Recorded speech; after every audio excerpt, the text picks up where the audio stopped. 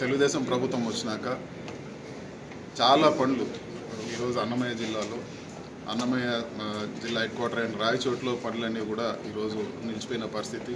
అదేవిధంగా medical college Madanapalle medical college పనులు నిలిచిపోయినాయి. మరీ ముఖ్యంగా ఈరోజు ఎంతో ముఖ్యమైన అన్నమయ్య డ్యామ్ కూడా ఈరోజు వర్క్ క్యాన్సిల్ అవుతుందని చెప్పి కూడా బయట వార్తలు వచ్చినాయి. సో ఆ అన్నమయ్య డ్యామ్ని వర్క్ టేకప్ చేసి పూర్తి చేసేది కాకుండా ఈరోజు దాన్ని క్యాన్సిల్ చేయడం దారుణమైన విషయం. అదేవిధంగా బీటీ కాలేజ్ని యూనివర్సిటీ చేసే విధంగా ఇది వరకు గవర్నమెంట్లో జీవో కూడా ఇవ్వడం జరిగింది, డిపిఆర్ కూడా ఇవ్వడం జరిగింది. ఒక ఆల్రెడీ బిల్డింగ్స్ ఇన్ఫ్రాస్ట్రక్చర్ అంతా కూడా బీటీ కాలేజ్లో ఉన్నాయి.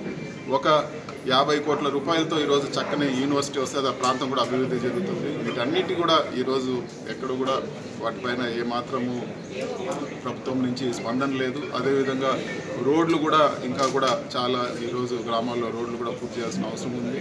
వీటన్నిటిపైన కూడా ప్రభుత్వం క్లారిటీ ఇవ్వాలని చెప్పి కూడా నేను కోరుతాను. వచ్చి 6 నెలలు అయింది.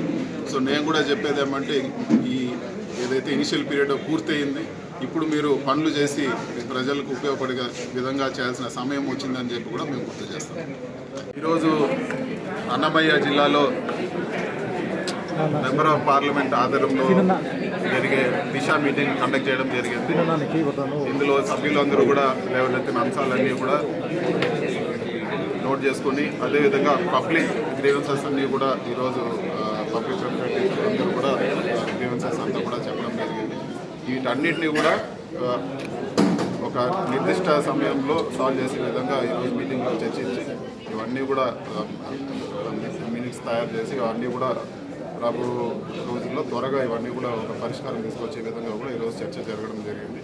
అదేవిధంగా సెంట్రల్ గవర్నమెంట్ నుంచి వచ్చే నిధులు ఇంకా మనము ఎక్కువ నిధులు మన అన్నమయ్య జిల్లాకు వచ్చే విధంగా కూడా ఒక ప్లాన్ చేయడం జరిగింది.